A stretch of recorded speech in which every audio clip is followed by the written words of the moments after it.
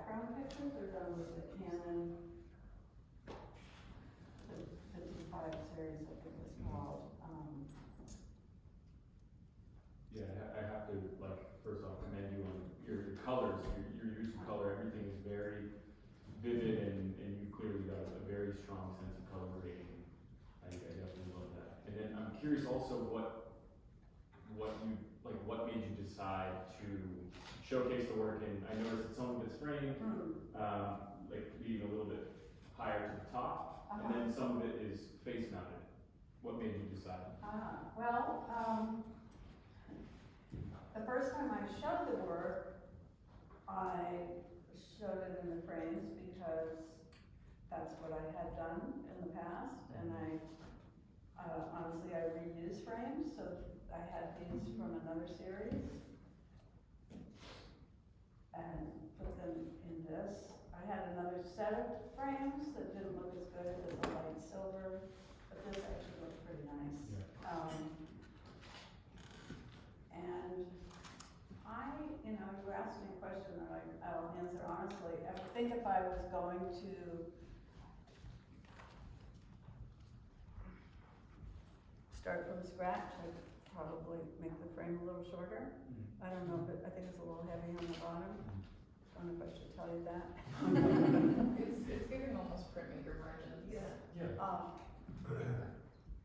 What does that mean? Usually for prints, you Yeah. leave more room at the bottom for your signature, the title, and the series. Yeah. So it creates more marks and space for marks. Oh, right. I also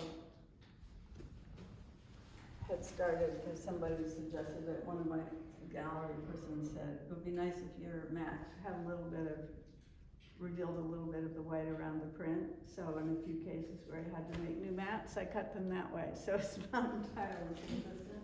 And then recently in the fall, I was having a show at my gallery in Boston, and I had made a few pictures larger, quite large, and framed them, and they look fantastic. The pictures, I think, of the flowers, I think that they get better when they're bigger, because really they're kind of life-size when you look at them in the smaller size. And so when they get bigger, and they're very sharp, and it's quite remarkable, wonderful little camera.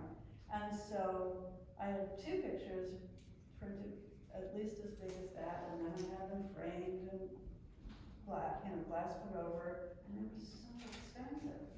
And I had these great big frames, and I only did two, and neither of them sold, so now I have these pictures at home. And then somehow I got the idea of doing metal.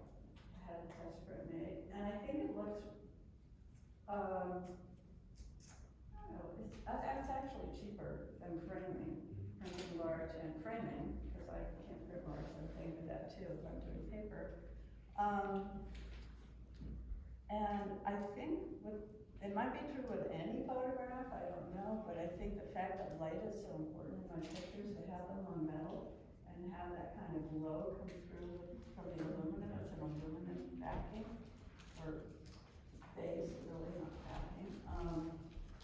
It just seems to work. And I could have had them framed, but it's cheaper not to. I think they look real, like, sleek without the trim around them. Yes.